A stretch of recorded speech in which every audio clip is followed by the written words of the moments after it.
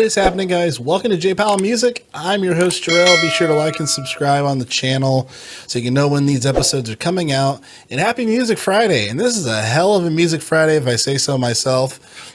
This year's already turning pretty crazy, but there's been quite a few albums here that I just wanted to highlight. I'm sure you guys already know that they're out, but just to give some of my impressions of what I've listened to so far. Planes flying over my head, I apologize. Just so you can get a heads up here. Just initial thoughts on my end.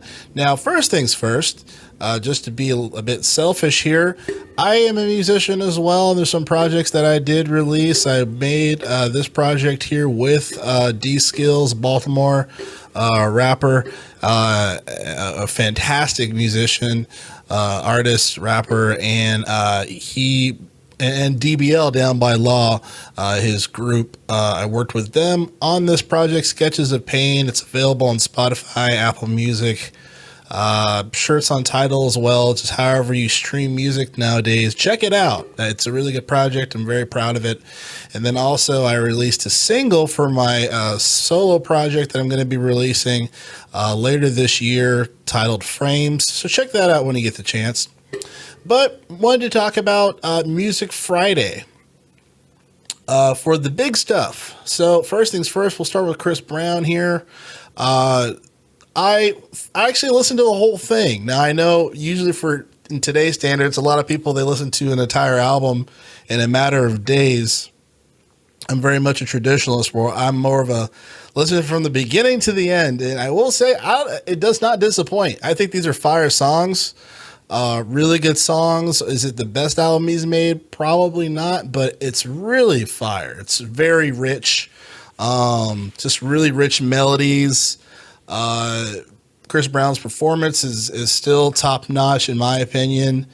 And the first half of the album is just nothing but really solid features. Closure is fantastic. Call Me Every Day is fantastic. Possessive is really, really, really good. One of my favorites on there. And then, and then the rest of it is more so his bag besides the Tory Lanez project, all of this stuff here.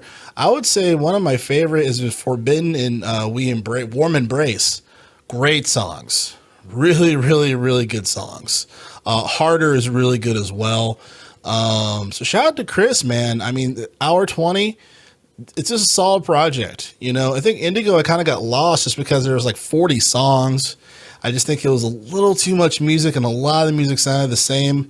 I think for this project, it was, there was a good amount of variety with all the songs in my opinion. And he's just, he's a brilliant mind, Chris Brown, musically, regardless of how you feel about him personally. But as far as music goes, I mean, he's just incredible, just a brilliant musician, artist when it comes to, writing melodies, rapping, putting things together. He's a brilliant guy. There's really no denying that.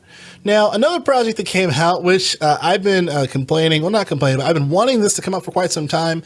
If you're familiar with the Music Buds podcast, BUDDS, I do that with Preston Bud and two other folks, Chris and Fatima. We review albums that are not heard of, or they're not traditionally known. And one of the topics on the show every now and again, just as far as spur of conversation, is where's Lupe Fiasco's album? Because he was making a huge marketing statement saying this is, or I think his lead engineer, this is like the next Illmatic, like the Illmatic of today or whatever ridiculousness. So Drill Music in Zion, it came out today, kind of a surprise, or at least I forgot that it was going to come out today.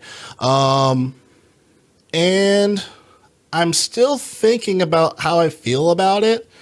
Lupe Fiasco is one of those, he's one of those guys to me, like if Socrates just said, I'm going to rap, or if Shakespeare said he's going to rap, he says a lot of stuff that's very intricate and it can go over many people's heads. I used to call them 747 bars because they just go over your head. They're very, so those things you really got to think about.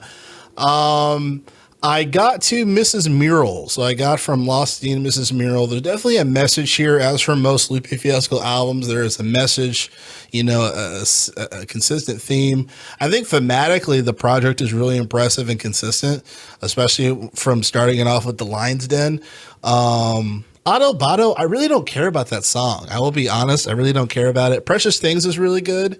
Mrs. Mural is good too, but it's one of those. That's kind of where I stopped at the moment. I need to finish it, but I don't know. You have to be in the mood. I have to be in the mood to listen to Lupe Fiasco, and I kind of feel bad that I do because I didn't have to feel that way. Even with Tetsuo and Youth, there was some deep stuff on that too, but there was also songs I just wanted to bump because they're dope. And I feel like for this, I don't know if I would play any of these songs just to play them. You know what I mean? Obviously, we're a long way from Kick Push Days and The Cool. And The Cool is a phenomenal album. There are songs that I could just play just to play. And obviously, like Food and Liquor is his best album still to date. But yeah, so I'm still kind of juggling my brain to see how I feel about it. I obviously need to finish the album. But what do you guys think about Lupe Fiasco? If you have a thought, leave it in the comments. I'm curious to get your guys' thoughts on how he is. I like him as an artist. I just think sometimes he goes a little too deep. Where they're just 747 bars that go over people's heads. You know what I mean? And to me, in my opinion, I wouldn't want to be an artist where everything I say just goes over everyone's head. You know what I mean? And then every other album, you have to explain it on someone else's platform. Like, that's kind of annoying to me. Anyway, that's kind of my thoughts there. As far as for what else I missed here, that's me, that I missed for new releases. Obviously, Beyonce's Break My Soul, another dance project or dance song came out. So you got Drake's, half-ass project. IMO, in my opinion. And then Break My Soul, nice dance song. Seems like dance is coming back here. Giveon did come out. I need to listen to that one. That is one that I have not listened to as of yet. And I need to check this guy out too. Gorillaz, Thundercat, Cracker Island. Big fan of Gorillaz and Thundercat. I need to check out this project. It's giving us 45 minutes of toxicity, so I have to check that out. 15 songs there, pretty dope. But yeah, good amount of music, especially on the R&B side. Another project that came out. It is actually It is a deluxe edition of what came out already this year, the CRE The Kid. He released a deluxe edition of his project, The Shadow and the Shade. This is a great project. This is one of my favorite albums this year. Easily. It's just a very, very solid album. Really well done. It sounds phenomenal. He's got some really great songs on there. It's a really great album, guys. And then it came out with the deluxe editions, adding more songs, features, remixes. Good stuff here. Shout out to Vega 7 the Ronin. We actually reviewed one of his albums on the Music Bits podcast. So shout out to Vega. He's a phenomenal rapper. He was discovered through the Bars app that Mickey Fax was one of the judges. Him and Mickey Fax and Lupe Fiasco, they were judges, and they witnessed Vega 7 the Ronin's crazy freaking bars. And he's got the badge of respect there, the stamp. So shout out to Vega. But yeah. So again, just want to talk about that. Crazy Music Friday. Definitely check that out when you get the chance. I'm also curious too. So like I say, I'll try to listen top to bottom. I'm the kind of guy that does put on headphones in the apartment, listen to music, or if the missus is at work or whatnot, I'll bump it through the speakers here. But how do you guys listen to music? Do you listen to it through the car? Do you put on the earbuds? What is work out? Is there only one way that you listen to music today? I find it interesting just because, before I close out here, just how people listen to music. How do they consume all of this? Because it's just more and more projects, more and more albums, more and more songs. Sometimes it can be a lot. You know what I mean? I feel like I can it's easier for me to obviously to pump through music than it is to binge a show now. You know, I feel like I'm so behind with a lot of stuff. I'm just like, man, I don't even want to sit down and watch all of this.